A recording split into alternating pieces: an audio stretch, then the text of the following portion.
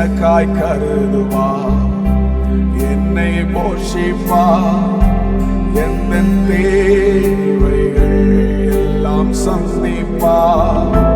துன்ப நாளில் கைவிடாமல் தம் சீரையில் நீழலில் தாங்குவார், எனக்காய் கருதுவார், என்னை போஷிப்பார். நம்முடைய தேவைகள் எல்லாவற்றையும் இயேசு சந்திப்பார். நம்பிக்கையோடு விசுவாசத்தோடு கூட பாடுங்கள். கைவிடாமல் நடத்துவார், தம் சீரையின் நீழலில் தாங்குவார். நம்புவதற்கு நமக்கு ஒரு கட்டளையாக கிறிஸ்து இருக்கிறார். நம்முடைய நம்பிக்கை பாதுகாக்க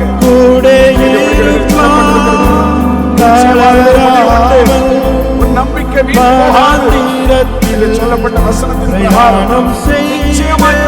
நடத்துவார். நம்பிக்கையோடு நம்புவதற்கு சேர்ந்து பாடுங்கள், கர்த்தர் நாமத்தை மகிமைப்படுத்துங்கள்.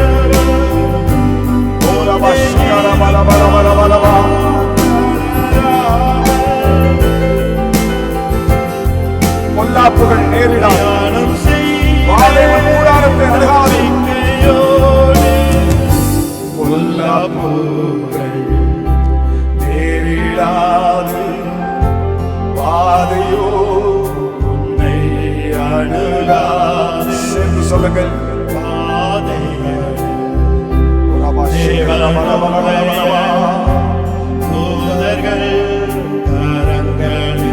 மறுபடியும் சொல்லுங்கள், பொல்லாப்புகள் நேரிடாது, நேரிடாது, பாதையோ உன்னை அணுகாது. பாதைகள் தேவனுடைய தூதர்கள் கரங்களில் தாங்குவார். நம்புவதற்கு எனக்கு இருக்கிறார். சர்வ வல்லவர் கூட இருப்பார். தளராமல் வனாந்திரத்தில் பிரயாணம் செய்வேன். நம்பிக்கையோடு நம்புவதற்கு எனக்கு சர்வ வல்லவர் கூட இருப்பார். தளராமல் வனாந்திரத்தில் பிரயாணம் செய்வேன். நம்பிக்கையோடு நம்புவதற்கு எனக்கென்றும் சர்வ வல்லவர் கூட இருப்பார். தளராமல் வனாந்திரத்தில் பிரயாணம் செய்வேன். நம்பிக்கையோடு நம்பிக்கை நம்பிக்கை கிறிஸ்தவத்தில் மிக முக்கியமான வார்த்தை நம்பிக்கை. நம்பிக்கையோடு நாம் பிரயாணம் செய்வோம். இயேசு நம்மை ஒருபோதும் கைவிட மாட்டார். Do you know God tests our faith? நம்முடைய தேவன் நம்முடைய விசுவாசத்தை பரிசோதித்து அறிகிறார் என்று வேதத்தில் சொல்லப்பட்டிருக்கிறது. ஆகையினால் இன்றைக்கு நான் உங்களோடு பேச இருக்கிறதான காரியம், தேவன் நம்முடைய விசுவாசத்தை எப்படி சோதித்து அறிகிறார் என்று சொல்லி. மத்தேயு எழுதின சுவிசேஷம் 9ஆம் அதிகாரம் அதனுடைய 29வது வசனத்தை நாம் வாசித்து பார்த்தால், அதில் ஒரு வசனம் இப்படி சொல்லப்பட்டிருக்கிறது, உங்கள் விசுவாசத்தின்படி உங்களுக்கு ஆக கடவது என்று தேவன் சொன்னார். இயேசுவினிடத்தில் குருடர்கள் வந்து கேட்டார், ஆண்டவரே எங்களுடைய கண்களை திறக்க வேண்டும் என்று சொல்லி. அப்பொழுது இயேசு அவர்களிடத்தில் இந்த ஒரு கேள்வி கேட்டார், நான் இதை உங்களுக்கு செய்ய முடியும் என்று நீங்கள் நம்புகிறீர்களா? அப்பொழுது அவர்கள் சொன்னார்கள், ஆம் நாங்கள் நம்புகிறோம்.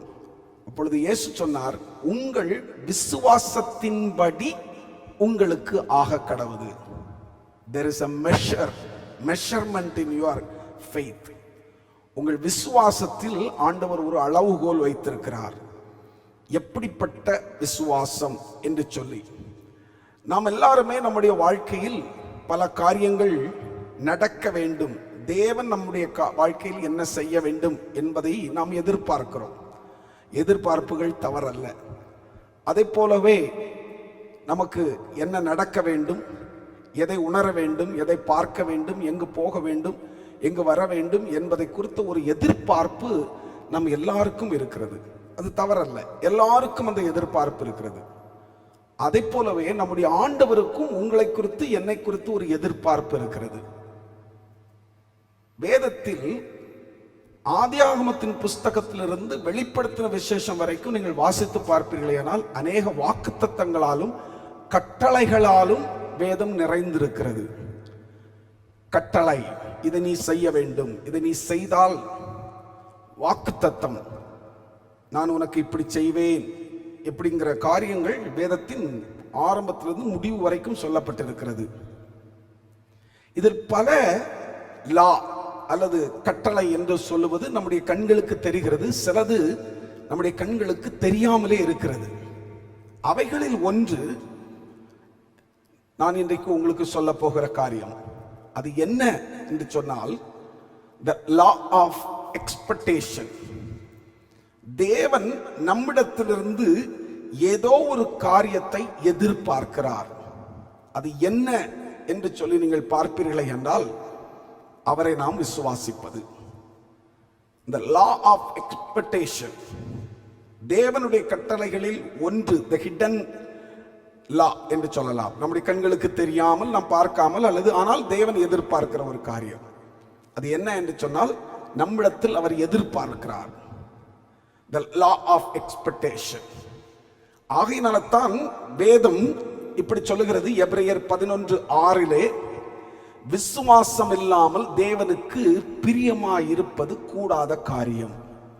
அவருடைய எக்ஸ்பெக்டேஷன்ஸ்ல ஒன்று, அவருடைய எதிர்பார்ப்புகளில் ஒன்று, நாம் அவர் மேல் நம்பிக்கை வைக்க வேண்டும், விசுவாசம் வைக்க வேண்டும்.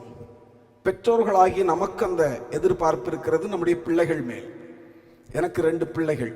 அவர்கள் என்னை நம்ப வேண்டும், என் மேல் நம்பிக்கை வைக்க வேண்டும். தன்னுடைய பொருளாதாரத்திற்கு, தன்னுடைய எதிர்கால வாழ்க்கைக்கு, பல காரியங்களுக்கு என்னை அவர்கள் நம்பதான் வேண்டும் என்று எனக்கு ஒரு எதிர்பார்ப்பு இருக்கிறது. அதே போல நான் அதை அவர்களிடத்தில் சொல்லாவிட்டாலும் அவர்கள் என்னை நம்ப வேண்டும் என்கிற எதிர்பார்ப்பு எனக்கு இருக்கிறது போல, உங்களையும் என்னையும் உருவாக்கின, சிருஷ்டித்த நம்முடைய சர்வ வல்லமுள்ள தேவனுக்கு ஒரு எதிர்பார்ப்பு இருக்கிறது. நீங்களும் நானும் அவரை விசுவாசிக்க வேண்டும் என்று சொல்லி. ஆகையினால்தான் வேதம் சொல்லுகிறது, விசுவாசம் இல்லாமல் அவருக்கு பிரியமாயிருப்பது கூடாத காரியம். விசுவாசிகளாகிய நீங்களும் நானும் நன்றாக வேதம் வாசிக்கலாம், ஜெபிக்கலாம், சபைக்கு போகலாம், ஆராதனை செய்யலாம், தேவனை தொழுது கொள்ளலாம், தசம பாகம் கொடுக்கலாம், கிறிஸ்தவ வாழ்க்கை வாழலாம். இவைகள் எல்லாம் நீங்கள் செய்தாலும் தேவன் இப்படியாக சொல்லுகிறார், அவைகள் எல்லாம் விசுவாசத்தினால் வர வேண்டும். அப்படி விசுவாசத்தினால் வராவிட்டால் ரோமர் 14:23 எப்படி சொல்லப்பட்டிருக்கிறது, ஒருவன் எதை செய்தாலும் எப்படி நடந்தாலும் அது விசுவாசத்தினால் வர வேண்டும். அப்படி விசுவாசத்தினால் வராவிட்டால் அவைகள் யாவும் பாவமே என்று சொல்லப்பட்டிருக்கிறது. விசுவாசத்தினால் வராதவைகள் அனைத்தும் பாவமே என்று வேதவசனம் சொல்லுகிறது. ஆகையினால்தான் கர்த்தருக்கு ஸ்தோத்திரம் உண்டாகட்டும், இந்த காலை வேளையில் இந்த விசுவாசத்தை ஆண்டவர் பரிசோதித்து பார்க்க விரும்புகிறார் என்கிற தலைப்பிலிருந்து நான் உங்களோடு பேசுகிறேன். இப்பொழுது நீங்களும் நானும் அறிந்து கொண்டோம், தேவன் ஒரு பெரிய எக்ஸ்பெக்டேஷன் வைத்திருக்கிறார், எதிர்பார்ப்பு உங்களிடத்திலும் என்னிடத்திலும் வைத்திருக்கிறார். நாம் அவரை நம்ப வேண்டும், அவரை விசுவாசிக்க வேண்டும் என்கிற உயரிய எதிர்பார்ப்பு தேவன் நம்மேல் வைத்திருக்கிறார் என்கிறது நமக்கு நன்றாக தெரிந்துவிட்டது. ஆகையினால்தான் லூக்கா எழுதின சுவிசேஷம் 17ஆம் அதிகாரம் 5வது வசனத்திலே அவருடைய சீஷர்கள் அவரிடத்தில் இப்படி சொல்லுகிறார்கள், ஆண்டவரே எங்கள் விசுவாசத்தை வர்த்திக்க பண்ண வேண்டும். ஆங்கிலத்தில் சொன்னால் இப்படி சொல்லப்பட்டிருக்கிறது, இன்க்ரீஸ் அவர் ஃபெய்த். எங்கள் விசுவாசத்தை வளர்க்க வேண்டும் ஆண்டவரே, எங்கள் விசுவாசம் வளர வேண்டும். எங்கள் விசுவாசம் நீர் விரும்புகிற பிரகாரம் காணப்பட வேண்டும் என்று சீஷர்கள் ஜெபம் பண்ணுகிறார்கள், கேட்கிறார்கள் ஆண்டவரிடத்திலே. இன்றைக்கு நாமும் அப்படி செய்ய வேண்டும் என்று கர்த்தர் எதிர்பார்க்கிறார். நம்முடைய விசுவாசம் வளர வேண்டும், விசுவாசம் வர்த்திக்க பண்ணப்பட வேண்டும், விசுவாசம் இன்னொரு லெவல், நெக்ஸ்ட் லெவலுக்கு கடந்து போக வேண்டும். ஆதியில் கொண்டிருந்த அந்த கொஞ்ச விசுவாசம் அல்ல, இன்னும் நம்முடைய விசுவாசம் ஆழமாக, டீப் ரூட்டடாக, ஆழமாய் வேரூன்றினதாக கடந்து செல்ல வேண்டும். அப்படி கடந்து செல்ல வேண்டுமானால் எப்படி என்கிற கேள்வி நமக்குள் வருகிறது இல்லையா? நாம் அறிந்து கொண்டோம், தேவன் விசுவாசிக்க வேண்டும் என்பதை உங்களிடத்திலும் என்னிடத்திலும் எதிர்பார்க்கிறார். அப்படி எதிர்பார்க்கிற தேவன், அவர் எதிர்பார்க்கிற விதமாய் நம்முடைய விசுவாசம் வர்த்திக்க பண்ணப்படுவதற்கு, வளருவதற்கு நாம் என்ன செய்ய வேண்டும் என்பது ஒரு பெரிய கேள்வி வருகிறது. ஒருவேளை நாம் செமினார் ஏதாவது அட்டன் பண்ணி விசுவாசத்தை வளர்த்து கொள்ளலாமா? இல்லை. அனுதினமும் ஆலயத்திற்கு போவதனால் நம்முடைய விசுவாசம் வளர்ந்து விடுமா? இல்லை, நான் கிறிஸ்தவன் என்று சொல்லுகிறதுனால் மாத்திரம் நம்முடைய விசுவாசம் வளர்ந்து விடுமா என்று சொல்லி நாம் ஒரு கேள்வி கேட்டால், கர்த்தருக்கு ஸ்தோத்திரம், நான் இப்படித்தான் உங்களுக்கு வேதத்தின் வாயிலாக சொல்ல ஆசைப்படுகிறேன். உங்களுடைய என்னுடைய விசுவாசம் வர்த்திக்க பண்ணப்படுவதற்கு, வளருவதற்கு ஆண்டவர் இப்படி செய்கிறார். He builds our faith by putting into test, by trying it. நம்முடைய விசுவாசம் வளர்வதற்கு, வர்த்திக்க பண்ணப்படுவதற்கு அதை பரிசோதிக்கிறார், அதை டெஸ்ட் பண்ணுகிறார். அதை டெஸ்ட் பண்ணி இன்னொரு லெவலுக்கு கொண்டு போக தேவன் அதற்கு ஏதுவாக உங்களை வழி நடத்துகிறார். ஆகையினால்தான் நீங்கள் யாக்கோபு புஸ்தகம் 1ஆம் அதிகாரம் 3வது வசனத்திலே நீங்கள் வாசித்து பார்ப்பீர்களேயானால் அங்கே சொல்லப்பட்டிருக்கிறது, உங்கள் விசுவாசத்தின் பரீட்சையானது. தேவன் உங்கள் விசுவாசத்தை பரீட்சை பண்ணுகிறார் என்பதை நீங்கள் அறிந்து கொள்ள வேண்டும். அது எதற்காக என்று நீங்கள் கேட்பீர்களே என்றால், இந்த சோதனையின் நோக்கம், சோதனை அல்லது பரீட்சை என்று 2 வார்த்தையை நீங்கள் வைத்துக் கொள்ளுங்கள். உங்கள் விசுவாசத்தை தேவன் டெஸ்ட் பண்ணுகிறார், சோதித்தருகிறார், பரிசோதித்தருகிறார். அதனுடைய நோக்கம் என்னவென்றால், அது முதிர்ச்சி அடைந்து நம்முடைய விசுவாசம் முழுமையானதாக மாற வேண்டும் என்பதே தேவனுடைய நோக்கம். நீங்கள் கரைதரை அற்றவர்களாக பரலோகத்திற்கு போகும்போது ஒரு முழுமையான விசுவாசம் உடையவர்களாய் காணப்பட வேண்டும் என்பதுதான் தேவனுடைய நோக்கம். ஆகையினால் தேவன் உங்களை சோதித்தருகிறார், உங்கள் விசுவாசத்தை சோதிக்கிறார். How it is your faith? உங்க ஃபெய்த்தோட லெவல் என்ன, அதனுடைய நீளம், அகலம், ஆழம், உயரம் என்ன என்பதை தேவன் சோதித்தருகிறார். எப்பெல்லாம் சோதித்தருகிறார் தெரியுமா? யோபு புஸ்தகம் அதனுடைய 1ஆம் அதிகாரம் 7ஆம் அதிகாரம் அதனுடைய 17வது 18வது வசனத்தை நீங்கள் வாசித்து பார்ப்பீர்களேயானால் அங்கே சொல்லப்பட்டிருக்கிறது. அதனுடைய 18வது வசனம், நான் 18வது வசனத்தை மாத்திரம் நான் உங்களுக்கு வாசிக்கிறேன். அதில் சொல்லப்பட்டிருக்கிறது, தேவன் காலைதோறும் அவனை விசாரிக்கிறார், நிமிஷந்தோறும் அவனை சோதிக்கிறார். நிமிஷந்தோறும், எவ்ரி மினிட் ஆண்டவர் உங்களை சோதித்தருகிறார் அவங்க விசுவாசத்தை. ஒரு நாள் அல்லது ஒரு வாரம் அல்லது ஒரு மாதம் அல்லது வருஷத்துக்கு 4 முறை இந்த சில கம்பெனிகள் எல்லாம் ரீஇவாலுவேட் பண்ணுவார்கள். அப்படி இவாலுவேட் பண்ணுகிறது போல அல்ல, வருஷத்துக்கு 2 முறை நீங்க எப்படி பெர்ஃபார்ம் பண்ணி இருக்கிறீங்க உங்களுடைய விசுவாசத்தில், அப்படி ஆண்டவர் உங்களை இவாலுவேட் பண்ணி பார்ப்பதல்ல. தேவன் இயேசு கிறிஸ்து உங்களுடைய விசுவாசத்தை அனுதினமும் எவ்ரி மினிட் அவர் சோதித்தருகிறார். அவருக்கு அதில் வேற எந்த சான்ஸும் கொடுக்க விரும்பல. ஒரு ஆஃப்டர் 6 மந்த் நான் இவாலுவேட் பண்ணுவேன், அது வரைக்கும் நீ பெர்ஃபார்ம் பண்ணி காமி அப்படின்னு சொல்லலை. I will test you every minute. ஒவ்வொரு நிமிஷமும் உன்னை நான் டெஸ்ட் பண்ணி அறிவேன் என்று கர்த்தர் சொல்லுகிறார். நாம் இப்பொழுது தெரிந்து கொண்டோம், தேவன் நம்மை சோதிக்கிறவர், தேவன் நம்முடைய விசுவாசத்தை சோதிக்கிறவர். அந்த விசுவாசத்தை சோதிப்பதற்கு என்னென்ன காரியத்தை கர்த்தர் பயன்படுத்துகிறார் என்பதை ஒரு 4 காரியங்களை சுருக்கமாய் உங்களுக்கு நான் சொல்ல ஆசைப்படுகிறேன். தேவன் உங்களை சோதிக்கிறார் என்பதை நீங்கள் அறிந்து கொண்டீர்கள். உங்கள் விசுவாசத்தை, மறுபடியும் அந்த வார்த்தை கவனமாய் கவனித்துக் கொள்ளுங்கள், உங்கள் விசுவாசத்தை தேவன் சோதிக்கிறார் என்பதை நீங்கள் அறிந்து கொள்ளுங்கள், தெரிந்து கொள்ளுங்கள், புரிந்து கொள்ளுங்கள். அதை எப்பொழுதெல்லாம் சோதிக்கிறார் என்றால், ஒவ்வொரு நிமிடமும் உங்கள் விசுவாசத்தை சோதித்தருகிறார். பல நூற்றுக்கணக்கான அல்லது ஆயிரக்கணக்கான வழிகளில் அந்த விசுவாசத்தை சோதித்தருகிறார். அதிலிருந்து ஒரு 4 காரியங்களை மாத்திரம் நான் எடுத்திருக்கிறேன். எதிலெல்லாம் ஆண்டவர் நம்முடைய விசுவாசத்தை சோதிக்கிறார் என்று பார்ப்பதற்கு. Number 1, God tests our faith through difficulties. தேவன் நம்முடைய விசுவாசத்தை சிரமங்கள் அல்லது கஷ்டங்கள் மூலம் சோதிக்கிறார். இந்த சிரமங்கள், இந்த கஷ்டங்கள், இந்த டிஃபிகல்டிஸ் என்று சொல்லுவது நமக்கு வருகிற பிரச்சனைகள், பாடுகள், கவலை, கஷ்டம், துன்பம், துக்கம், தோல்வி, வெறுமை, கண்ணீர், கடந்து போகிற பாதைகள் எல்லாமே அதற்குள் உள்ளடக்கம். இவைகளை நாம் எத்தனையோ முறை கேட்கிறபடினால் மறுபடியும் நாம் ரிப்பீட் பண்ண வேண்டிய அவசியம் இல்லை.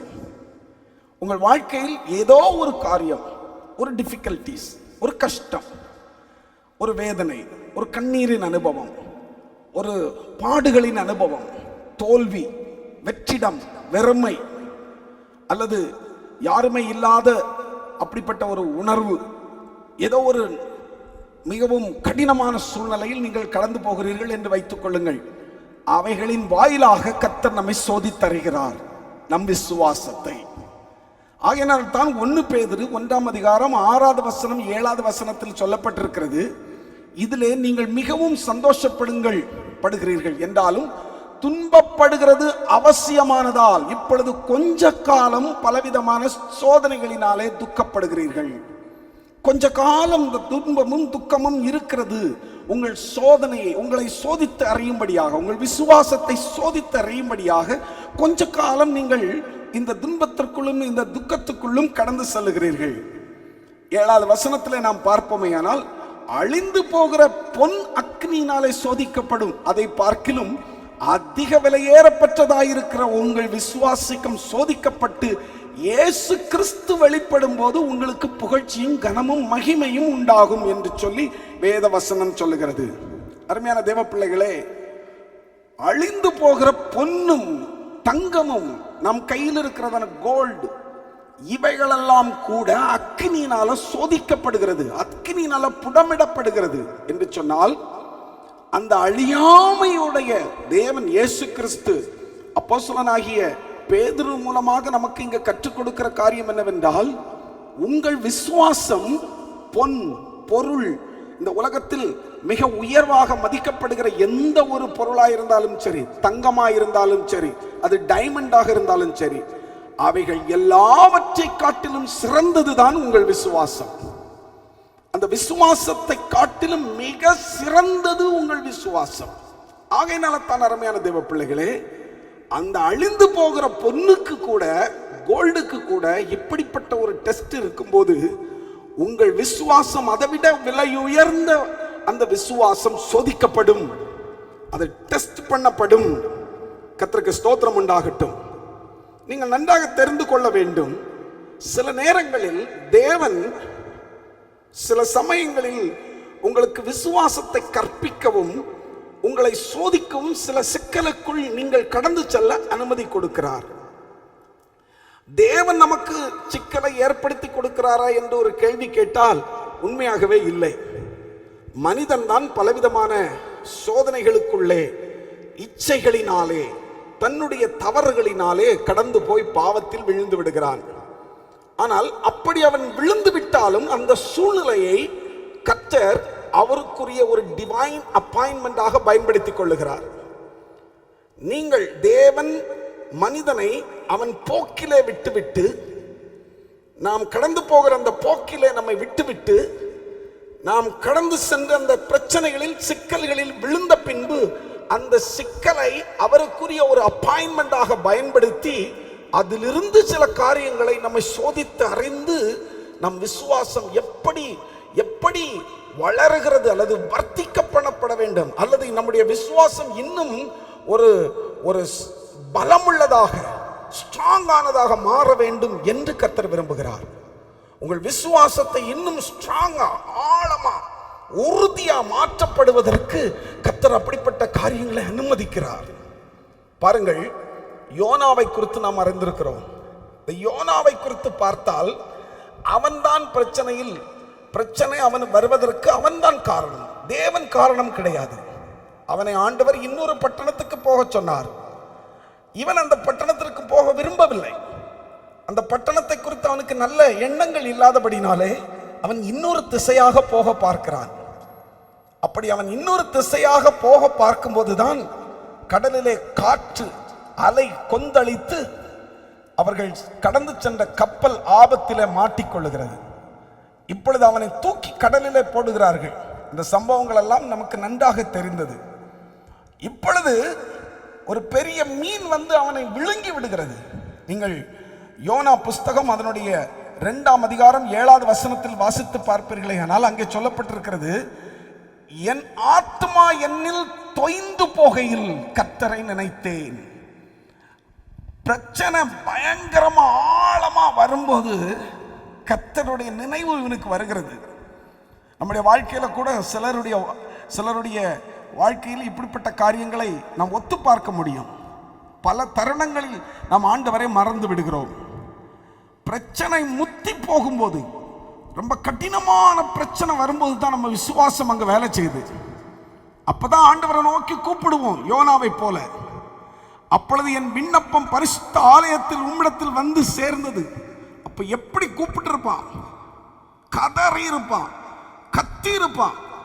அந்த மீன் வயிற்றுக்குள்ள போகும்போது, இதுக்கு மேல நான் தப்பிக்கிறதற்கு எனக்கு வேற வழியே இல்லை, நான் வெளியில வரணும்னா ஒரே ஒரு வழி, அது என் ஆண்டவர் மாத்திரம்தான் என்கிற அந்த உறுதியான நம்பிக்கை, இது வர்றது வரைக்கும் கர்த்தர் உன்னை சோதிப்பார் மகனே. இந்த ஒரு ஆழமான சிந்தை வருகிற வரைக்கும் ஆண்டவர் உன்னை சோதிப்பார். இல்லை என்றால், இன்னொரு உதாரணத்தை நான் உங்களுக்கு சொல்லுகிறேன். அதாவது இந்த வெள்ளியை உருக்குகிற ஒரு மனிதனிடத்தில் ஒருவர் போய் இப்படி கேட்டாராம், இந்த வெள்ளி மண்ணிலிருந்து எடுக்கப்பட்டதான இந்த வெள்ளி, இது சுத்தமான வெள்ளி என்று நீங்கள் எப்பொழுது அறிந்து கொள்ளுவீர்கள் என்று ஒருவர் கேள்வி கேட்டாராம். அப்பொழுது அவர் அந்த வெள்ளியை உருக்கி அதை செய்து கொண்டிருந்தவர் இப்படி பதில் சொன்னார், அந்த வெள்ளியை நான் தீயிலே உருக்கி கொண்டே இருப்பேன், அதை செய்து கொண்டே இருப்பேன். அந்த வெள்ளியில் இருக்கிற அசுத்தங்கள் எல்லாம் கடந்து போய்கொண்டே இருக்கும். எப்பொழுது அது சுத்தம் என்று எனக்கு தெரியும் என்றால், என்னுடைய முகம் அதில் தெரியும் போது. என்னுடைய முகம் எப்பொழுது அதில் தெரிகிறதோ அப்பொழுது நான் தெரிந்து கொள்ளுவேன், கர்த்தருக்கு ஸ்தோத்திரம் உண்டாகட்டும், இது சுத்தமானது என்று சொல்லி. நாம் இப்பொழுதுதான் வாசித்தோம் இல்லையா, 1 பேதுரு 1:7 அதில் சொல்லப்பட்டிருக்கிறது பாருங்கள், அழிந்து போகிற பொன் அக்கினியினால் சோதிக்கப்படும், அதை பார்க்கிலும் விலையேறப்பட்டதாயிருக்கிற உங்கள் விசுவாசம் சோதிக்கப்பட்டு இயேசு கிறிஸ்து வெளிப்படும் போது. அந்த வார்த்தையை உங்க வேதாகமத்தை கையில வைத்திருப்பீங்கன்னா ஒரு ரவுண்ட் போட்டு வச்சுக்கொள்ளுங்க. இயேசு கிறிஸ்து உங்கள் வாழ்க்கையில் வெளிப்படும் போது எவ்வளவு காலம் ஆண்டவர் சோதிப்பார், எவ்வளவு காலம் ஆண்டவர் உங்களுக்கு அந்த பிரச்சனைகள், இந்த பாடுகளை அனுமதிப்பார். அந்த பிரச்சனைகள், அந்த கவலைகள், கஷ்டங்களின் ஊடே நீங்கள் கடந்து சென்று உங்கள் வாழ்க்கையில் when you reflect Lord Jesus Christ, இயேசு கிறிஸ்து உங்கள் முகத்தில் தெரிகிற வரை நீங்கள் இந்த பிரச்சனைகளுக்குள்ளே கடந்து போவீர்கள், இந்த பாடுகளுக்குள்ளே கடந்து போவீர்கள். இயேசு கிறிஸ்து வெளிப்படுகிறது என்று சொல்லும்போது, அவர் விரும்புகிறது போல நீங்கள் பேசுவது, அவர் விரும்புகிறது போல நீங்கள் பார்ப்பது, அவர் விரும்புவது போல மற்றவர்களை நேசிப்பது, அவர் விரும்புகிறது போல மற்றவர்கள் மேல் அன்பு காட்டுவது, அவர் விரும்புகிறது போல் மற்றவர்கள் மேல் இரக்கம் காட்டுவது, மனதுருக்கம் கொள்ளுவது, இப்படி அவருடைய மேலான சுபாவங்கள் என்றைக்கு உங்களில் வெளிப்படுகிறதோ அது வரைக்கும் தேவன் இதை அனுமதிப்பார். சிலருக்கு அந்த கேள்வி வரும், இன்னும் எவ்வளவு காலம் நான் இந்த பிரச்சனை அல்லது இந்த போராட்டம், இந்த கவலைக்குள் கடந்து செல்ல வேண்டும்? மகனே, மகளே, நன்றாக தெரிந்து கொள்ளுங்கள். நீங்கள் கடந்து போகிற பிரச்சனை அல்லது கவலை, அந்த போராட்டம் முடிவுக்கு எப்பொழுது வருகிறது என்றால், என்றைக்கு இயேசு கிறிஸ்து உங்களில் வெளிப்படுகிறாரோ அன்றைக்கு. என்றைக்கு இயேசு கிறிஸ்துவை நீங்கள் பிரதிபலிக்கிறீர்களோ, உங்களை காணுகிறவர்கள் இயேசுவை காண வேண்டும். நீங்கள் பேசும்போது கிறிஸ்தவத்தை அறிய வேண்டும். நீங்கள் பேசும்போது மற்றவர்கள் இதில் இயேசுவின் சுபாவம் இருக்கிறது, உங்கள் கிரியைகளில் கிறிஸ்டியன் எத்திக், கிறிஸ்தவ நெறிமுறைகள் இருக்கிறது என்று சொல்லி என்றைக்கு மற்றவர்களால் நீங்கள் சாட்சி பெறக்கூடிய அளவுக்கு வருகிறீர்களோ, ஒரு காரியத்தில் ரெண்டு காரியத்திலும் அல்ல, பூரணராய் எல்லா காரியத்திலும் என்றைக்கு நீங்கள் அப்படி மற்றவர்களால் சாட்சி பெறுகிறீர்களோ, அன்றைக்கு உங்கள் வாழ்க்கை வித்தியாசமானதாக மாறும், சக்சஸ் ஆக மாறும், வெற்றியை நோக்கி பிரயாணம் பண்ணும், சமாதானத்தையும் சந்தோஷத்தையும் நோக்கி பிரயாணம் பண்ணும். அப்படியானால் இன்னொரு கேள்வி நமக்கு வரும், அப்படியானால் அதுவரைக்கும் நான் என்ன செய்ய வேண்டும்? எப்படி நான் அதுவரைக்கும் இதை எதிர்கொள்ள வேண்டும்? அதைத்தான் யாக்கோபு 1:2 யாக்கோபு எழுதின புஸ்தகத்தில் இப்படி சொல்லி இருக்கிறது, என் சகோதரரே, இப்படி நீங்கள் பலவிதமான சோதனைகளில் அகப்படும் போது உங்கள் விசுவாசத்தின் பரீட்சையானது பொறுமையை உண்டாக்கும் என்று அறிந்து நீங்கள் மிகுந்த சந்தோஷமாய் எண்ணுங்கள். எனக்கு பல பிரச்சனைகள் வருகிறது, நானும் ஒரு மனிதன், எனக்கும் பிரச்சனைகள் வருகிறது, போராட்டங்கள் வருகிறது, கவலைகள் வருகிறது, கஷ்டங்கள் வருகிறது, துன்பங்கள் வருகிறது, துக்கங்கள் வருகிறது. நான் இந்த வேத பகுதியை ஆராய்ச்சி செய்த பின்பு நான் இந்த ஒரு கன்க்ளூஷனுக்கு வருகிறேன். என் பிரச்சனைகளுக்கும், என் போராட்டங்களுக்கும், என் கவலைகளுக்கும் என்னை மிஞ்சி அதுவைகள் வரும்போது நான் கவலைப்பட வேண்டாம், நான் சந்தோஷப்பட வேண்டும். ஏன் நான் சந்தோஷப்பட வேண்டும்? இந்த பிரச்சனை, இந்த கவலை, இந்த கஷ்டங்கள், இதன் கூட என்னை ஆண்டவர் சோதித்தறிந்து நான் சுத்தமான பொன் அல்லது என்னுடைய விசுவாசம் உண்மையானது, உறுதியானது, தேவன் எதிர்பார்க்கிறது போல் என்று என்றைக்கு தேவன் அறிகிறாரோ அன்றைக்கு என்னுடைய வாழ்க்கை மாறும். அன்றைக்கு என்னுடைய வாழ்க்கையில செழிப்பு வரும், ஆசீர்வாதம் வரும், உயர்வு வரும், எனக்கு தேவையான ப்ரமோஷன் கிடைக்கும், என்னை ஆண்டவர் உயர்த்த ஆரம்பிப்பார். அந்த நாளில் யாரும் என்னை தடுக்க முடியாது.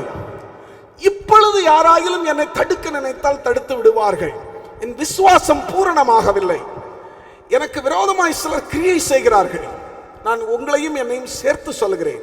நான் பேசும்போது என்னை காட்டி சொல்லுகிறேன், நீங்கள் புரிந்து கொள்ளுங்கள்.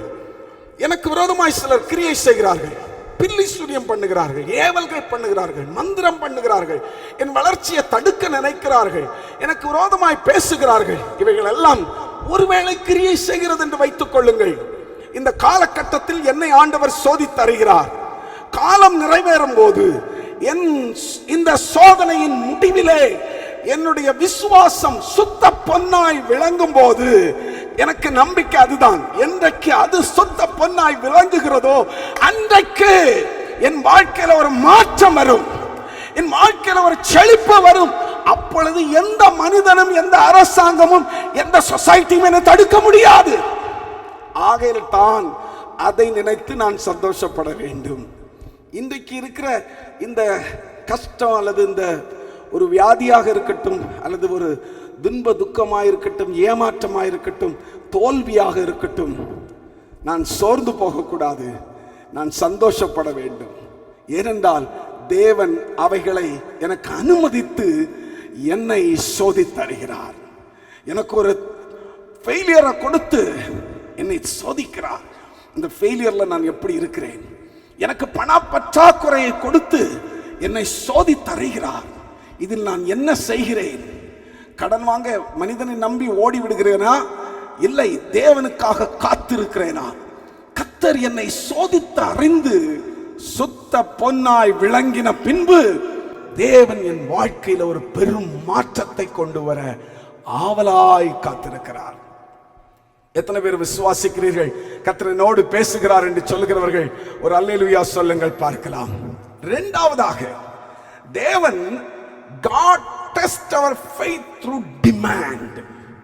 சில டிமாண்ட் ஆண்டவர் நமக்கு கொடுத்து அதன் மூலமாய் நம்மை சோதித்தருகிறார். ஆகவே முதல் ஆண்டவர் நமக்கு when he gives difficulties, கஷ்டங்கள், சோர்வுகள், துன்பங்கள், துக்கங்கள் வரும்போது சோர்ந்து போகாதிருங்கள். காரணம், அதன் வாயிலாக என்னை கர்த்தர் சோதித்தருகிறார். இரண்டாவது, என்னை எப்படி ஆண்டவர் சோதிக்கிறார் என்றால் டிமாண்ட் பண்ணுகிறார். சில கோரிக்கைகளை வைக்கிறார் ஆண்டவர் இடத்துல. மகனே, இதை நீ செய்ய வேண்டும். சில கட்டளைகளை கொடுக்கிறார். புதிய ஏற்பாட்டில் மாத்திரம் நீங்க பார்ப்பீர்கள் என்று சொன்னால் கிட்டத்தட்ட 1050 கட்டளைகள் அல்லது நியமங்களை கர்த்தர் வைத்திருக்கிறார் நாம் செய்வதற்கு. மனுஷன் தானே நீங்களும் நானும். அவளை வாசிக்கும் போது சிலது நமக்கு இப்படி தோன்றும், இது நியாயமற்றது, இந்த கட்டளை நியாயமற்றது. சில கட்டளைகளை நிறைவேற்றுவது சிரமமானது. சில கட்டளைகள் செய்யவே முடியாது, இட் இஸ் இம்பாசிபிள், அசாத்தியமானது என்பது போல் நம்முடைய கண்களுக்கு தோன்றும். ஆனால் ஆண்டவர், கர்த்தருக்கு ஸ்தோத்திரம், உங்கள் ஒவ்வொருவரிடத்திலும் என்னிடத்திலும் always he keep some demands. இந்த டிமாண்டை நம்ம முன்னாடி வச்சு நாம் செய்கிறோமா, அதற்கு கீழ்ப்படுகிறோமா இல்லையா என்று சோதித்தருகிறார். கவனிக்கிறவர்கள் ஒரு ஆமென் சொல்லுங்கள் பார்க்கலாம். கர்த்தருக்கு ஸ்தோத்திரம் உண்டாகட்டும். உங்களுக்கு முன்னால ஒரு டிமாண்ட் வரும்போது, உங்களுக்கு முன்னாடி ஆண்டவர் ஒரு கோரிக்கை வைக்கும் போது, நீங்கள் வேத புஸ்தகத்தை வாசிக்கும் போது உங்களுக்கு முன்னால ஏதோ ஒரு டிமாண்ட், நீங்க அதை கோடு போடுறீங்க, கோடு போட்டு இது ஆண்டவர் என்ன செய்ய சொல்லுகிறார் என்கிற ஒரு டிமாண்ட் வரும்போது உடனே தெரிந்து கொள்ளுங்கள், he is testing you.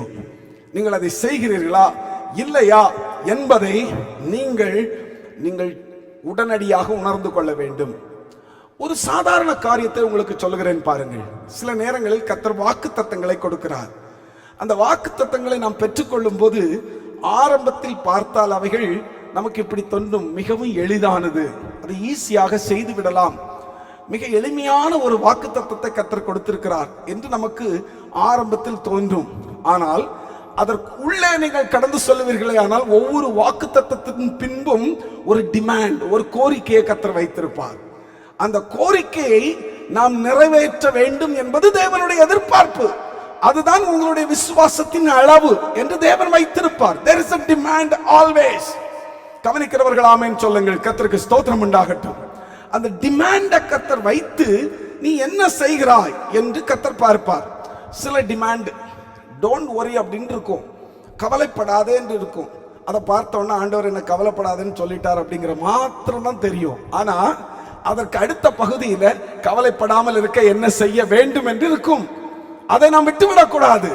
எனக்கு அருமையான தேவ பிள்ளைகளே, சில வசனங்கள் நமக்கு இப்படி இருக்கும், சத்துருக்களை சிநேகிக்க சொல்லும். அன்ரிலையபிளா அல்லது இது எப்படி அன்ரீசனபிளா தோணும், இதை எப்படி நான் செய்ய முடியும், பட் காட் இஸ் டிமாண்டிங், அவைகளை நீ செய்ய வேண்டும் என்று ஆண்டவர் டிமாண்ட் பண்ணுகிறார். சில இடங்களில் வேத வசனம் இப்படி வரும், forgive one another, மற்றவர்களையும் உங்களுக்கு அடுத்தவர்களையும் மன்னியுங்கள், சகோதரரை மன்னியுங்கள், சகோதரியை மன்னியுங்கள் என்று வரும். அது ஒரு டிமாண்ட். அந்த டிமாண்ட் ஆண்டவர் உங்க முன்னாடி வச்சுட்டு, நீ உண்மையான விசுவாசியா இல்லையா, நீ விசுவாசத்தை ஆழமாய் கடந்து செல்கிறவனா இல்லையா என்பதை சோதித்தருகிறார் கர்த்தர். நான் உங்களோடு சத்தியத்தை பேசிக் கொண்டிருக்கிறேன். நிச்சயமாய் கர்த்தர் உங்களோடு பேசுவார் என்று நான் விசுவாசிக்கிறேன். எனக்கு அருமையான தேவ பிள்ளைகளே, நீங்கள் அறிந்து கொள்ளுங்கள், ஒவ்வொரு முறையும் தேவன் பைபிள்ல நமக்கு ஒரு கட்டளையை கொடுக்கிறார். அந்த கட்டளையை நீங்கள் வாசிக்கும் போது அதற்கு நமக்கு முன்னால் வைக்கப்பட்டிருக்கிற ஒரு டிமாண்ட் என்று நீங்கள் தெரிந்து கொள்ளுங்கள். உதாரணமா இன்னொரு காரியத்தை கூட சொல்றேன். confess your fault to another person, one another.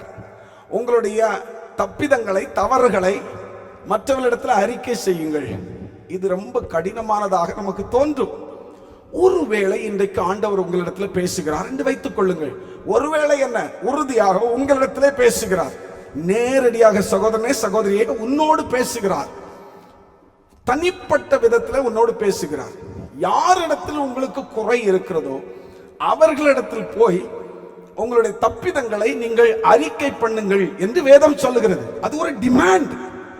இந்த டிமாண்ட நீங்க பூர்த்தி செய்கிறீர்களா இல்லையா என்பதை ஒவ்வொரு நிமிடமும், யோபு புஸ்தகம் 7ஆம் அதிகாரம் அதனுடைய 18வது வசனத்தை ஞாபகத்தில் வைத்துக் கொள்ளுங்கள். ஒவ்வொரு நிமிடமும் கர்த்தர் சோதித்து தருகிறார். அதை இவாலுவேட் பண்றது 6 மந்த் அல்லது 1 இயருக்கு பிறகு அல்லது டிசம்பர் 31 அன்னைக்கு அவர் இவாலுவேட் பண்ணி பார்க்க மாட்டார். ஒவ்வொரு நிமிடமும், இன்றைக்கு இப்போ அந்த சத்தம் உனக்கு கேட்கப்பட்டிருக்கிறது, அடுத்த நிமிடம் உன்னை இவாலுவேட் பண்ணுவார். மகனே மகளே, நீ அதை செய்தாயா? அதுதான் உனக்கு தேவன் கொடுக்கிற டெஸ்ட், அதுதான் தேவன் உனக்கு கொடுக்கிற பரீட்சை. நன்றாக கவனித்துக் கொள்ளுங்கள். யாத்ராகமத்தின் புஸ்தகம் 16ஆம் அதிகாரம் 4வது வசனத்தை நீங்கள் வாசிக்கும் போது அங்கே ஒரு சம்பவம் சொல்லப்பட்டிருக்கிறது. இஸ்ரவேல் ஜனங்கள் எகிப்திலிருந்து புறப்பட்டு வந்த பின்பு கானான் தேசத்தை நோக்கி பிரயாணம் பண்ணுகிறார்கள். அப்பொழுது ஆண்டவர் அவர்களுக்கு சாப்பிட ஆகாரம் கொடுக்க வேண்டும் இல்லையா? எப்படி தெரியுமா ஆகாரத்தை கொடுத்தாராம்? வானத்திலிருந்து அப்பத்தை வருஷிக்க பண்ணினார். ஜனங்கள் போய் ஒவ்வொரு நாளும் அவர்களுக்கு தேவையானதை சேர்த்து கொள்ள வேண்டும். பாருங்க, ஆண்டவர் ஒரு காரியத்தை அழகா செய்கிறாருங்க. எவ்ரி டே பனி போல, மழை பெய்கிறது போல அவங்க வீட்டுக்கு முன்னாடி வந்து மன்னா விழுந்து கிடக்கும். அந்த மன்னா வந்து கொத்தமல்லி சைஸ்ல, அதெல்லாம் நம்ம வேதத்துல நீங்க வாசித்து தெரிந்திருப்பீர்கள். அந்த மன்னா அங்க வந்து இருக்கும். ஜனங்களுக்கு கொடுக்கப்பட்ட கட்டளை என்னவென்றால், நீ போய் அதை சேர்த்துக்கொள். ஆனா அந்த நாளுக்குரியதை மாத்திரம் தான் நீ எடுக்கணும். ஆண்டவர் கொடுக்கிறத கொடுத்துட்டாரு. கொடுத்துட்டு, மகனே மகளே, உனக்கு நான் இன்னைக்கு என்ன வேணும், ஞாயிற்றுக்கிழமைக்கு இன்னைக்கு உனக்கு என்ன வேணும், அதை மட்டும் நீ எடுத்துக்க.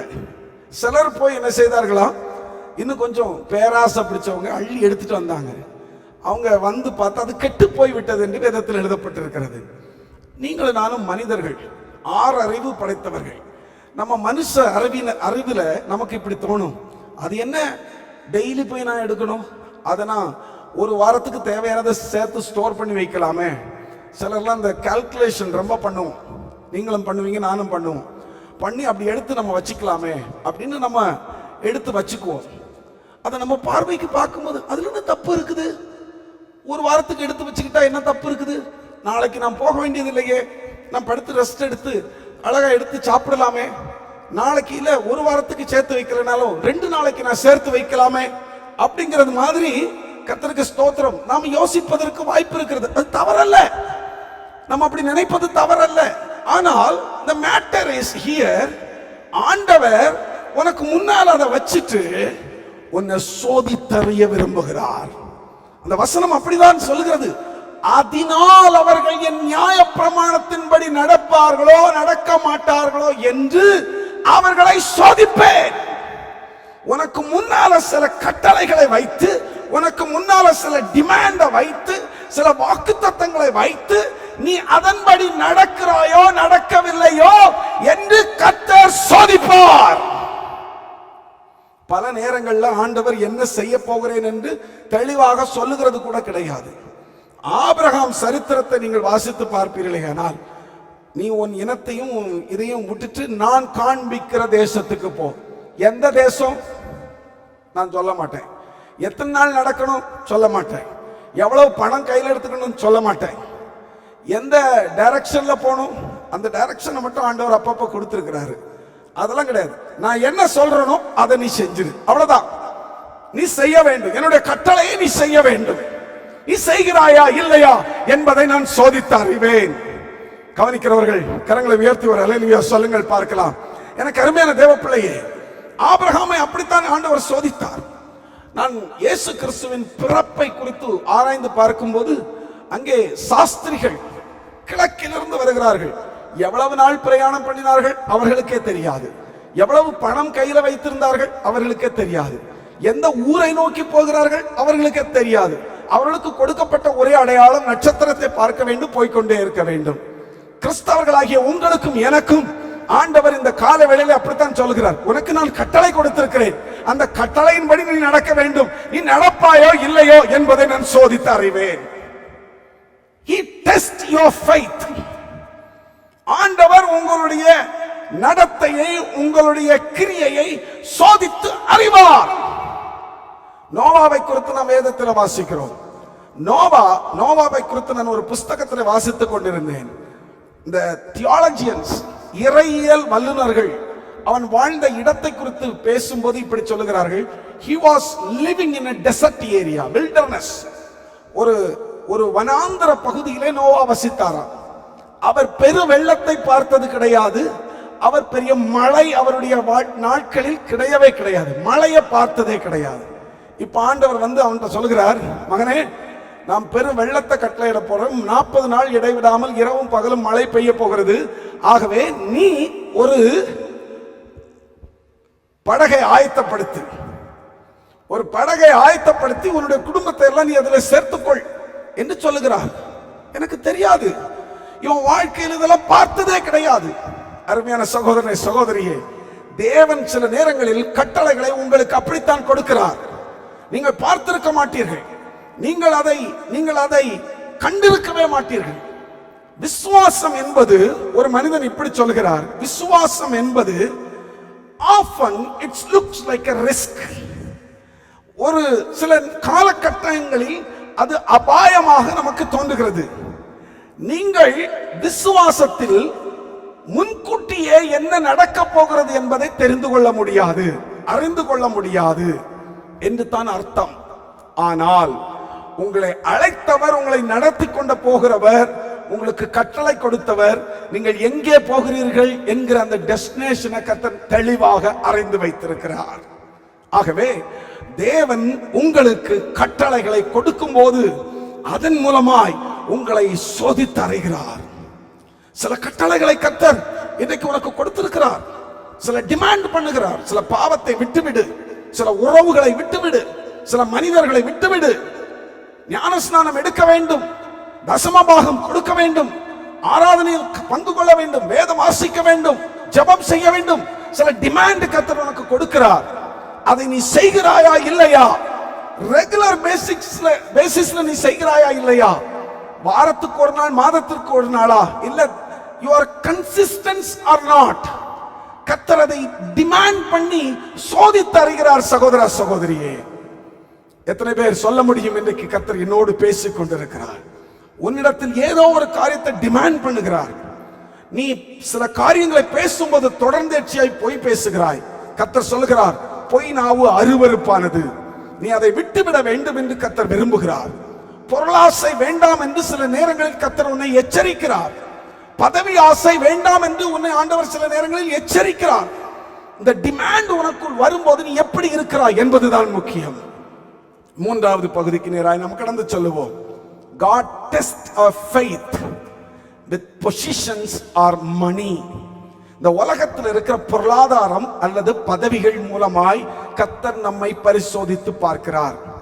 லூக்கா எழுதின சுவிசேஷம் 16ஆம் அதிகாரம் 11வது வசனத்தை வாசித்து பார்ப்பீர்களே, ஆனால் அங்கே சொல்லப்பட்டிருக்கிறது, அநீதியான உலக பொருளை பற்றி நீங்கள் உண்மையாயிராவிட்டால் யார் உங்களை நம்பி உங்களிடத்தில் மெய்யான பொருளை ஒப்புவிப்பார்கள் என்று இயேசு கிறிஸ்து நம்முடைய அருள்நாதர் சொல்லி இருக்கிறார்.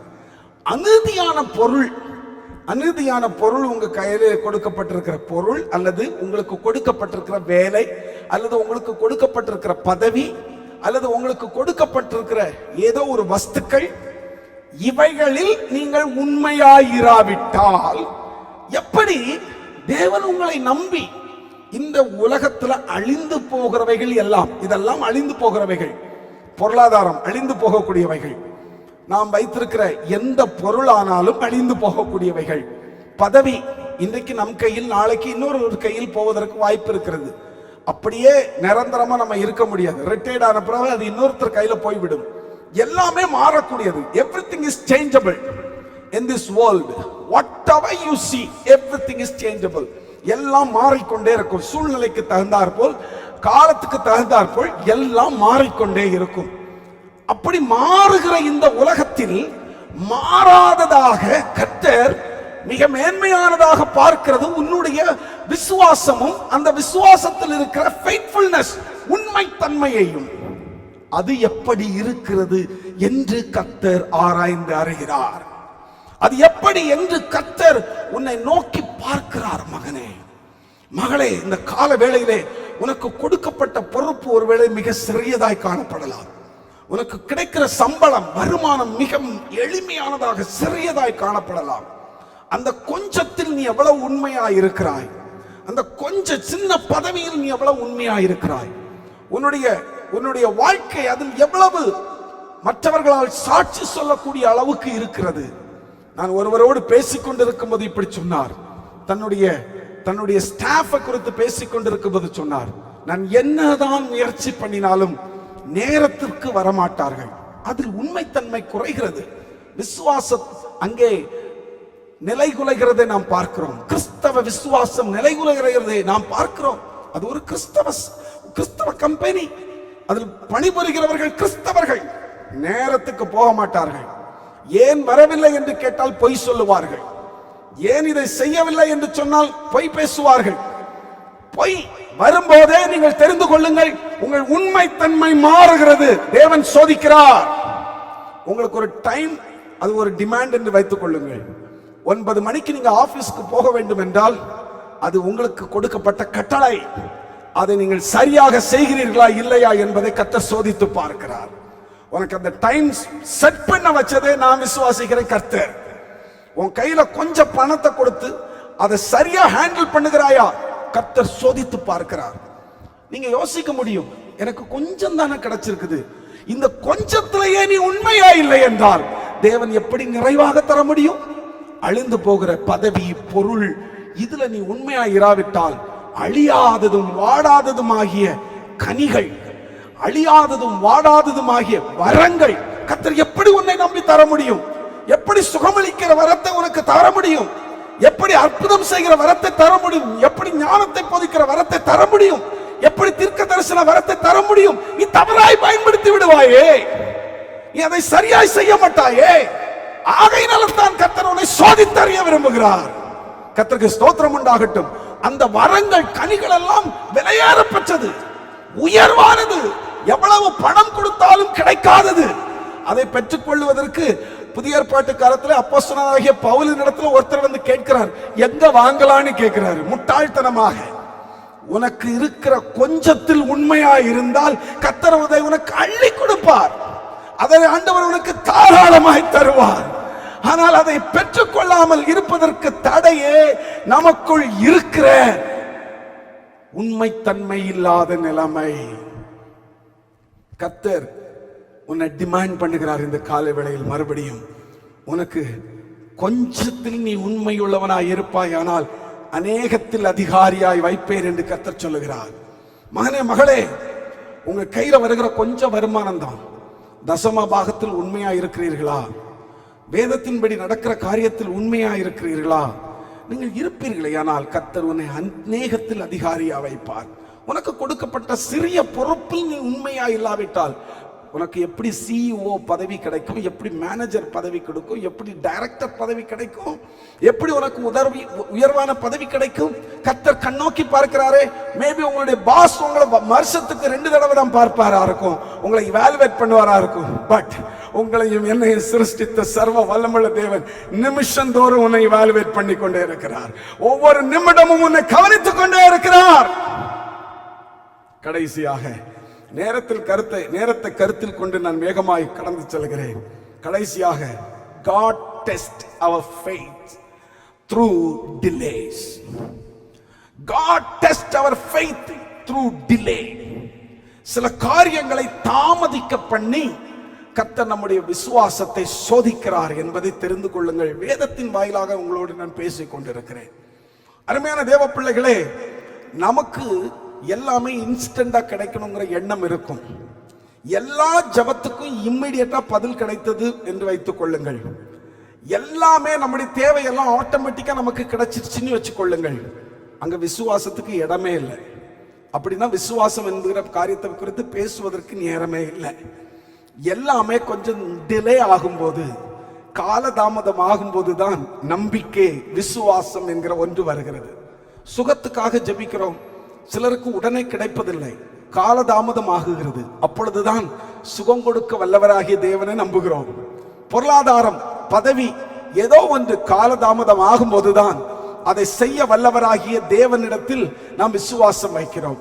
கர்த்தர் இந்த நாட்களில் சில காரியத்தை அவர் உங்களுக்கு காலதாமதம் செய்கிறார். எனக்கு அருமையான தேவ பிள்ளைகளே, நீங்கள் இஸ்ரவேல் ஜனங்களுக்கு தேவன் செய்த காரியத்தை யோசித்து பாருங்கள். நீங்கள் உபாகமத்தின் புஸ்தகம் 8ஆம் அதிகாரம் அதனுடைய 2வது வசனத்தை நீங்கள் வாசித்து பார்ப்பீர்களேயானால், கர்த்தர் உன்னை சிறுமைப்படுத்தும்படிக்கும் தம்முடைய கட்டளைகளை நீ கை கொள்ளுவாயோ கை கொள்ள மாட்டாயோ என்று அவர் உன்னை சோதித்து உன் இருதயத்தில் உள்ளதை நீ அறியும்படிக்கும் உன்னை 40 வருஷம் அளவு வனாந்தரத்தில் நடத்தி வந்த எல்லா வழிகளையும் நினைப்பாயாக என்று அங்கே சொல்லப்பட்டிருக்கிறது. இஸ்ரவேல் ஜனங்கள் எகிப்து தேசத்திலிருந்து அந்த கானான் தேசத்துக்கு கரெக்டா 3 வாரத்துக்குள்ள கடந்து போயிருக்கலாம். மெதுவா நடந்து மெதுவா சாப்பிட்டு அங்கே படுத்து அங்கே சாப்பிட்டு அங்கே தூங்கி அப்படி மெதுவா எழும்பி ஊந்து போயிருந்தா கூட 3 வாரத்துக்குள்ள போயிருக்கலாம். ஆனா அவர்கள் போய் சேர்ந்ததற்கு 40 வருடம். இந்த டிலே, ஏன் இந்த கால தாமதம் என்று நீங்கள் ஆராய்ந்து பார்ப்பீர்களேயானால், இந்த கால தாமதத்திற்கான காரணம் கர்த்தர் உன் இதயத்தை சோதித்து அறைகிறார். ஆங்கிலத்தில் இப்படி சொல்லப்பட்டிருக்கிறது, God test your heart and mind. இதயத்தை மட்டும் இல்ல, சிந்தனைங்க என்ன வச்சிருக்கிற ரெண்டையும் சோதிச்சு பார்க்கிறாராம், ஆராய்ந்து அறிந்து பார்க்கிறார். He test your faith. எதற்காக, ஏன் என்கிற கேள்வியை கர்த்தர் அலசி அலசி பார்க்கிறார். நீதிமொழிகளிலே வசனம் சொல்லப்பட்டிருக்கிறது, அவர் உள்ளிந்திரியங்களை ஆராய்ந்து அறைகிறாராம். நல்ல ஆராய்கிறார், அலசி பார்க்கிறார், இதுக்குள்ள என்ன இருக்குது. அப்படியானால் எனக்கு அருமையான தேவ பிள்ளைகளே, இன்றைக்கு நீங்கள் தெரிந்து கொள்ளுங்கள், ஒரு சில காரியம் உங்களுக்கு காலதாமதம் ஆகிறது என்று வைத்துக் கொள்ளுங்கள். திருமணம் காலதாமதம் ஆகிறது, வேலை காலதாமதம் ஆகுகிறது, அல்லது உங்களுடைய பதவி உயர்வு காலதாமதம் ஆகிறது. நீங்கள் ஏதோ ஒரு காரியத்திற்காக படித்தீர்கள், ஆனால் வேறு பாதையை நோக்கி போய் கொண்டிருக்கிறீர்கள். காரணம், நீங்கள் யோசியுங்கள். கர்த்தருக்கு ஸ்தோத்திரம் உண்டாகட்டும். நீங்கள் ஏதோ ஒரு லக்கை நோக்கி போக வேண்டியவர்கள் இதோ இன்னொரு லக்கை நோக்கி போய் கொண்டிருக்கிறீர்கள் என்றால், கர்த்தர் உங்களை சோதித்துக் கொண்டிருக்கிறார். இந்த நேரத்தில் he is testing you through this situation. இந்த சூழ்நிலையில் ஆண்டவர் என்னை சோதிக்கிறார். காலதாமத்தை உனக்கு கொடுத்து உன்னை ஆராய்ந்து அறைகிறார். நன்றாக தெரிந்து கொள்ளுங்கள் அருமையான தேவ பிள்ளைகளே, உங்களுடைய பதவி உயர்வு அல்லது உங்களுக்கு கிடைக்க வேண்டிய ப்ரமோஷன், உங்களுக்கு கிடைக்க வேண்டிய இன்கிரிமெண்ட் ஏதோ ஒன்று காலதாமதம் ஆகிறது, ஏதோ ஒன்று சீக்கிரமா கிடைக்கல அப்படின்னு சொன்னா, கர்த்தர் உன்னை சோதித்துக் கொண்டிருக்கிறார். கர்த்தர் உன்னை ஆராய்ந்து அறைகிறார். கர்த்தருக்கு ஸ்தோத்திரம் உண்டாகட்டும். எனக்கு அருமையான தேவ பிள்ளைகளே, வேதத்தில் ஒரு வசனம் சொல்லப்பட்டிருக்கிறது, ஏசாயா தீர்க்கதரிசன புஸ்தகத்திலே, நீங்கள் ஆண்டவர் சோதித்து அறியும் போது நீங்கள் நன்றாக இருப்பீர்கள் என்று சொன்னால், நீங்கள் அல்லது அவர் விரும்புகிற பிரகாரமாக இருப்பீர்கள் என்று சொன்னால், தெரிந்து கொள்ளுங்கள், அவர் உங்களுக்கு ஆயத்தப்படுத்தி இருப்பதை நீங்கள் உங்கள் செவியால் கேட்டதும் இல்லை, உங்கள் கண்களால் பார்த்ததும் இல்லை, அவைகளை நீங்கள் உணர்ந்ததும் இல்லை. உங்கள் உணர்வு, கேள்வி, சிந்தை, பார்வை இவைகளுக்கு அப்பாற்பட்டு தேவன் உனக்காக மகிமையான காரியத்தை ஆயத்தப்படுத்தி வைத்திருக்கிறார். உனக்கு மேன்மையான காரியத்தை ஆயத்தப்படுத்தி வைத்திருக்கிறார். உன்னுடைய குறுகிய பார்வையின்படி அல்ல, குறுகிய சிந்தையின்படி அல்ல, குறுகிய திட்டத்தின்படி அல்ல, தேவன் உனக்காக ஆயத்தப்படுத்தி வைத்திருக்கிறவைகள் உன்னுடைய சிந்தனைக்கும் செயலுக்கும் அப்பாற்பட்டவைகள். ஆனால் காலதாமதம் ஆகுகிறது. ஏன் காலதாமதம் ஆகுகிறது? யாரையும் குறை சொல்லாதிருங்கள். எனக்கு கிடைக்க வேண்டியது இந்த மேனேஜர் கெடுத்துட்டான் சொல்ல வேண்டாம். எனக்கு கிடைக்க வேண்டிய உயர்வை எனக்கு மேல இருந்த அதிகாரி கெடுத்து விட்டார் சொல்ல வேண்டாம். எனக்கு வர வேண்டிய ஆசீர்வாதத்தை என் சகோதரன் கெடுத்து விட்டான் சொல்ல வேண்டாம். எனக்கு கிடைக்க வேண்டியதை என் குடும்பத்தார் நிறுத்தி வைத்து விட்டார்கள் சொல்ல வேண்டாம். அது கால தாமதம் ஆகுகிறது என்றால், இந்த காலத்தில் கர்த்தர் உன்னை புடமிடுகிறார், உன்னை உருவாக்குகிறார். உருவாக்குவதின் நோக்கம், அவரில் உன்னில் அவர் வெளிப்பட வேண்டும் என்று விரும்புகிறார். உன்னில், உன் கிரியைகளில், உன் செயல்களில், உன் பார்வையில், உன் எண்ணத்தில், உன் நடக்கையில், உன்னுடைய எல்லா காரியத்திலும் இயேசு கிறிஸ்து வெளிப்பட விரும்புகிறார். இயேசு கிறிஸ்து வெளிப்பட விரும்புகிறார். உங்களுடைய முகத்தில் அவர் பிரதிபலிக்க விரும்புகிறார். உங்களை காண்கிறவர்கள் இயேசுவை காண வேண்டும். உங்களை பார்க்கிறவர்கள் இயேசுவை பார்க்க வேண்டும். என்னை பார்க்கிறவர்கள், என்னை காண்கிறவர்கள், என்னோடு பேசுகிறவர்கள், என்னோடு பழகுகிறவர்கள் இயேசுவை காண வேண்டும். ஹல்லேலூயா. ஒரு கோரஸ நம்ம ஆரம்பத்தில் இன்னைக்கு ஒரு பாட்டு பாடினாங்க இல்லைங்களா, இயேசுவில் என் தோழனை கண்டேன். அந்த கோரஸ ஒரு நிமிடம் ஒரு வரி மாத்திரம் பாட போகிறோம். பாடி முடித்துட்டு இன்னும் நான் ஒரு சில காரியங்களை சொல்லி கர்த்தருக்கு ஸ்தோத்திரம் உண்டாகட்டும் உங்களோடு கூட நான் பேச ஆசைப்படுகிறேன். அருமையான தேவ பிள்ளைகளே, இயேசுவில் நம் தோழனை காண, நம்மில் இயேசுவை காண வேண்டும் மற்றவர்கள். ஹல்லேலூயா, ஹல்லேலூயா. Oh, we worship you, Lord. Oh, we worship you. Hallelujah. இயேசுவில் என் தோழனை கண்டேன், எனக்கெல்லாமானவரே, 10,000 அழகில் சிறந்தோரே. இயேசுவில் என் தோழனை கண்டேன், 10,000 அழகில் சிறந்தவரே. ஹல்லேலூயா. உங்களையும் என்னையும் காண்கிறவர்கள், உங்களையும் என்னையும் பார்க்கிறவர்கள் இயேசுவை காணணும். உங்களையும் என்னையும் காண்கிறவர்கள் இயேசுவை காண வேண்டும். அந்த நாள் வரைக்கும் உனக்கு கர்த்தர் காத்திருப்பார். கர்த்தர் உனக்கு பரீட்சையை கொடுத்து கொண்டே இருப்பார். கர்த்தர் பரீட்சையை கொடுத்து கொண்டே இருப்பார். ஹல்லேலூயா. எத்தனை பேர் இந்த கால வேளையில கர்த்தர் என்னோடு பேசுகிறார் என்று சொல்லுகிறீர்கள்? ஒருவேளை உங்களுக்கு காலதாமதம் ஆகிறதா, கவலைப்படாதே. உன்னுடைய திருமணம் காலதாமதம் ஆகிறதா, கவலைப்படாதே. உனக்கு கிடைக்க வேண்டிய ப்ரமோஷன் காலதாமதம் ஆகிறதா, கவலைப்படாதே. உனக்கு கிடைக்க வேண்டிய ஏதோ ஒரு பொருள், ஐஸ்வர்யம், உனக்கு கிடைக்க வேண்டிய ஸ்தானம், பதவி காலதாமதம் ஆகி கொண்டிருக்கிறதா, கண்ணீரோடு ஆண்டவரை பார்த்து இன்னைக்கு சொல்லு, கர்த்தாவே நீர் என்னில் வெளிப்பட என்னை ஒப்புக் கொடுக்கிறேன். ஆண்டவரே, கஷ்டத்தை கர்த்தர் அனுமதிக்கிறாரா? கஷ்டத்தை கர்த்தர் அனுமதிக்கிறாரா? சொல்லுங்க, ஆண்டவரே என்னில் நீர் வெளிப்பட என்னை ஒப்பு கொடுக்கிறேன். டிமாண்ட் பண்ணுகிறாரா சில காரியத்தை கர்த்தர்? அது எதுவா இருந்தாலும் இன்றைக்கு I am ready, here I am, oh God. நான் செய்வதற்கு, எல்லாம் செய்வதற்கு நான் ஆயத்தமாக இருக்கிறேன். நான் செய்வதற்கு ஆயத்தமா இருக்கிறேன். கையில பொருளாதாரத்தை கொடுத்து, பதவியை கொடுத்து ஆண்டவர் டெஸ்ட் பண்ணி பார்க்க விரும்புகிறாரா? சொல்லுங்க, நான் ஆயத்தம் என்று சொல்லுங்க.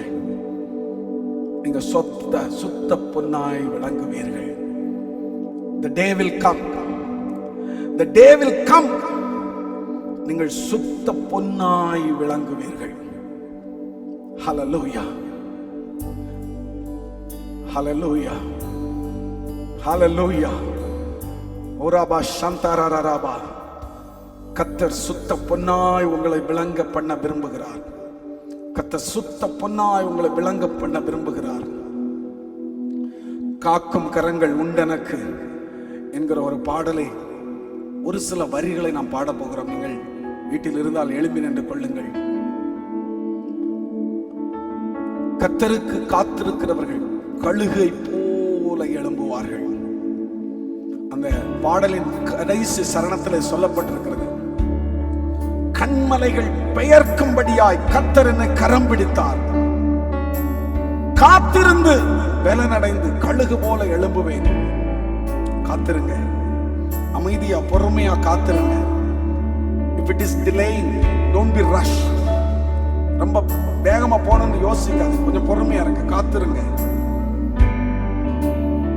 பொறுமை பொறுமை பொறுமை. அதான் நம்ம யாக்கோபு புஸ்தகத்துல வாசித்தோம். இந்த பரீட்சையானது உங்களுக்குள் பொறுமையை உண்டாக்கும். இந்த பரீட்சையானது யாக்கோபு புஸ்தகத்துல 1:3 சொல்லப்பட்டிருக்கிறது. அது உங்களை பொறுமையாக்குமா. You need to learn patience. God is testing your faith today. He allows difficulties. He allows some demand. He is demanding some of the things to do. அது மாத்திரமா, சில பதவிகளை, பொருளாதாரத்தை உன் கையில கொடுத்துட்டு டெஸ்ட் பண்றாரு. how you are. சில காரியத்தை காலதாமதம் பண்ணுகிறார். ஹல்லேலூயா. கண்மலைகள் பெயர்க்கும்படியா கர்த்தர் உன்னை கரம் பிடித்தார்.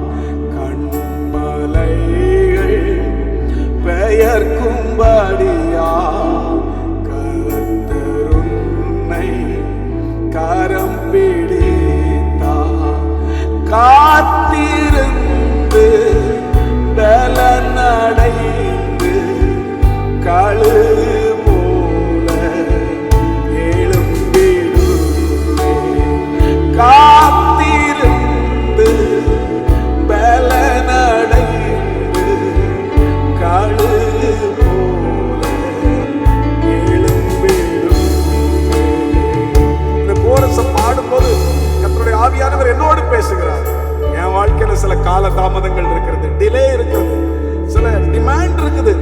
சில இடங்கள்ல ஆண்டவர் எனக்கு சில டிஃபிகல்டிஸை கொடுக்கிறாரு, சில இடங்கள்ல ஆண்டவர் சில கஷ்டங்களை கொடுக்கிறாரு.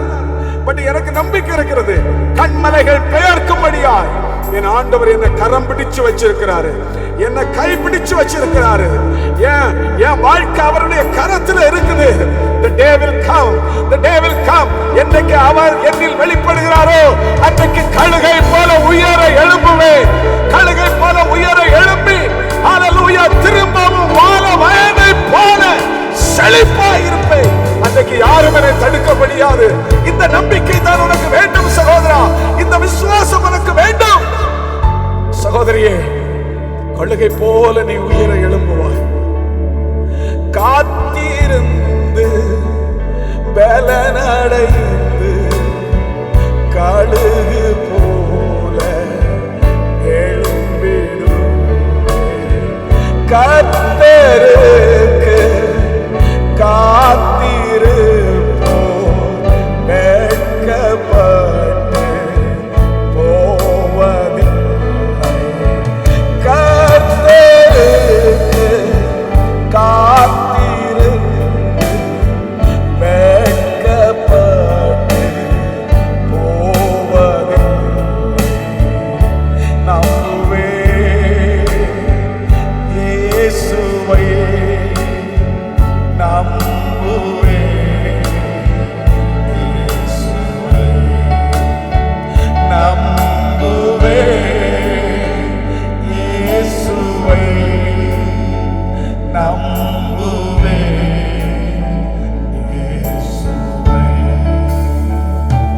அத்தி மரங்கள் கனி கொடுக்காமல் போனாலும், துளிர் விடாமல் போனாலும், ஆட்டு மந்தையில் முதலச்சாலும், என் வாழ்க்கையில தோல்வி மேல தோல்வி வந்தாலும், பலவீனத்தின் மேல் பலவீனம் வந்தாலும், எத்தனை கஷ்டங்கள் வந்தாலும், துன்பம் வந்தாலும், துக்கம் வந்தாலும், எதுவும் என்னை ஒன்றும் செய்ய முடியாது. ஏனென்றால் எனக்கு ஒரு நம்பிக்கை இருக்கிறது. இவைகளுக்கு பின்பு வேதத்தில் ஒரு வசனம் நீங்கள் வாசித்து பார்ப்பீர்களேயானால், ஆபிரகாம் ஆதியாகமம் 15:1 சொல்லப்பட்டிருக்கிறோம். இந்த காரியங்கள் நடந்த பின்பு, இந்த காரியங்கள் நடந்த பின்பு கர்த்தருடைய ஆவியானவர் இன்றைக்கு அநேக சகோதரர்களை பார்த்து பேசுகிறார், அநேக சகோதரிகளை பார்த்து பேசுகிறார். தாயே தகப்பனே உன்னை பார்த்து பேசுகிறார். இந்த கஷ்டம், இந்த டிமாண்ட், இந்த டிஃபிகல்டிஸ், இந்த டிலே இதெல்லாம் நடந்த பின்பு கர்த்தர் ஆபிரகாமுக்கு தரிசனமானது போல உனக்கும் தரிசனமாவார். உனக்கு தரிசனமாவி ஆபிரகாமுக்கு சொன்னார், நான் உனக்கு மகா பெரிய பலனும் மகா பெரிய கேடகமுமாய் இருக்கிறேன் என்று ஆபிரகாமை பார்த்து சொன்ன கர்த்தர் உன்னை பார்த்து சொல்லுவார், நான் உனக்கு மகா பெரிய பலனும் கேடகமாய் இருக்கிறேன். என் நீதியின் பலக்கரத்தினால் உன்னை தாங்குவேன், ஏந்துவேன், சுமப்பேன், தப்ப வைப்பேன். உனக்காக ஒரு வழியை ஆயத்தப்படுத்துவேன். வனாந்தரத்தில் உனக்கு வழியை ஆயத்தப்படுத்துவேன். வனாந்தரத்தில் உனக்கு ஆறுகளை உண்டாக்குவேன். கோணலான பாதைகளை செம்மையாக்குவேன். நான் உனக்கு முன்னால நடப்பேன். நான் உனக்கு முன்னால சென்று உனக்கு தேவையான காரியத்தை செய்வேன். யாரும் தடுக்க முடியாது, யாரும் குறுக்க நிற்க முடியாது. நானே சர்வ வல்லமையுள்ள தேவன், உனக்காக யுத்தம் பண்ணுவேன், உன்னை கைவிட மாட்டேன் என்று கர்த்தருடைய ஆவியானவர் இன்றைக்கு உன்னோடு பேசுகிறார். பெற்றுக்கொள் இந்த வார்த்தையை. இந்த காரியங்கள் நடந்த பின்பு, இந்த பிரச்சனை, இந்த போராட்டம், இந்த கவலை, இந்த கண்ணீர், இந்த வியாதி, இந்த தோல்வி, இந்த அவமானங்கள், இவைகள் எல்லாம் முடிந்த பின்பு நீ சுத்த பெண்ணாய் விளங்குவாய். நீ சுத்த பெண்ணாய் விளங்கும் போது தேவன் பரலோகத்திலிருந்து ஒரு யுத்தத்தை உனக்காக செய்வார். அவரே இறங்கி வருவார். அவர் இறங்கி வரும்போது எந்த சக்தியும் அவரை தடுக்க முடியாது. உனக்காக புதிய பாதைகளை உருவாக்குவது நிச்சயம். உன் தலையை உயர்த்துவது நிச்சயம். ஆமாம், அவன் மொர்தெகாய்க்கு விரோதமாய் எல்லாம் செய்தான். மொர்தெகாய்க்கு இப்படித்தான் இருந்தது. தோற்று போனது போல, காலதாமதமாகிறது போல, அவன் எல்லாவற்றையும் இழந்தது போல, இனி உயிரே போகிறது போல ஒரு காட்சி அளித்தது. ஆமான் அவனுக்கு விரோதமா எல்லாம் செஞ்சு வச்சான். எல்லாம் நடந்து முடிந்த பின்பு தேவன் பரலோக சேனையை அனுப்பினார். எந்த தூக்கு மரம் இங்கே மொர்தெகாய்க்கு உருவாக்கப்பட்டதோ அதை உருவாக்கினவனையே அதில் தூக்கி போட்டார்கள். ராஜா கனம் பண்ணுகிற மனிதனுக்கு இவ்விதமாய் செய்யப்படும் என்று சொல்லப்பட்டது போல மொர்தெகாய்க்கு செய்யப்பட்டது. கர்த்தர் சிலரோடு இன்றைக்கு தீர்க்க தரிசனமாய் பேசிக் கொண்டிருக்கிறார். ராஜா கனம் பண்ண விரும்புகிற மனிதனாக நீ மாறுவாய். ராஜா கனம் பண்ணுகிற மனிதனாய், மனுஷியாய் நீ மாறுவாய். தேவன், the honor, the glory will come to you. கர்த்தரே உன்னை கனம் பண்ணுவார். யார் உன்னுடைய மரியாதை கனத்தை தடுக்கிறார்களோ அவர்களுக்கு முன்பதாக, சத்துருக்களுக்கு முன்பதாக கர்த்தர் உனக்கு ஒரு பந்தியை ஆயத்தப்படுத்துவார். அருமையான மகனே, மகளே, ஓ ரபா சந்தரரரபா. ஷாத்ராக், மேஷாக், ஆபேத்நேகோவை தூக்கி அக்னியில போட்டாங்க. இந்த காரியங்கள் எல்லாம் நடந்து முடிந்த பின்பு, அந்த சோதனைக்கு பின்பு தேவகுமாரன் 4வது மனிதனாக இறங்கி வந்தார். இன்னைக்கு கர்த்தருடைய ஆவியானவரை பார்த்து சொல்லுகிறார், இந்த சோதனைகள் முடிந்த பின்பு நான் உனக்காக இறங்கி வருவேன். என்னோடு கூட ஒரு யுத்த சேனை இறங்கி வரும். உனக்காக ஒரு திறந்த வானம் காணப்படும். உனக்காக ஒரு மகிமையின் ஆளுகை காணப்படும். உனக்காக நானே உன்னை என் கரங்களில் ஏந்தி கொண்டு போவேன். கர்த்தருடைய ஆவியானவர் அநேகரோடு பேசிக் கொண்டிருக்கிறார். இந்த காலவேளையிலே பெற்றுக்கொள்ளும் வாழ்க்கையை, when God tests your faith, don't take it easy, go through it. நான் கடந்து போக ஆயத்தம் என்று சொல்லுங்க. காலம் வெளிப்படும் போது உனக்காக கர்த்தர் ஒரு புதிய நாமத்தையே ஆயத்தப்படுத்தி வைத்திருக்கிறார். நம்புவே இயேசுவை, நம்புவே இயேசுவை. சொல்லுவீங்களா? நம்புவே இயேசுவை, நம்புவே இயேசுவை. பிதாவே, இந்த வேளையிலே எங்கள் விசுவாச குடும்பங்கள், இந்த ஆராதனையில் உலகம் முழுவதும் இருந்து இணைந்திருக்கிறவர்கள் ஒவ்வொருவருக்காக நான் ஜெபிக்கிறேன். அவர்கள் கடந்து போகிற பாதைகளில் எல்லாம் நீர் ஆராய்ந்து அறிகிறேன். நிமிஷந்தோறும் ஆராய்ந்து அறிகிறேன். நிச்சயம் முடிவிலே அது ஆனந்த களிப்பாய் மாறும் ஆண்டவரே என்கிற நம்பிக்கையோடு எங்கள் பிள்ளைகளுக்காய் ஜெபிக்கிறேன். சில பிரச்சனைகள் அவர்களால் கடந்து போக முடியாத அளவு அழுத்தமாயிருக்கிறது, பாரமாயிருக்கிறது. சில வியாதிகள் அவர்களை மிகவும் கஷ்டப்படுத்துகிறது. அவைகளிலிருந்து சீக்கிரமாய் விடுதலை தாரும் ஆண்டவரே.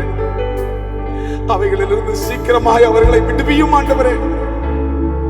அவர்கள் விசுவாசம் அழிந்து போகாதபடி நீர் அவர்களுக்காக யுத்தம் செய்வீராக. விசுவாசத்தில் நிலைத்திருக்க உதவி செய்யும். காத்துக்கொள்ளும், வழி நடத்தும், ஆசீர்வதியும்.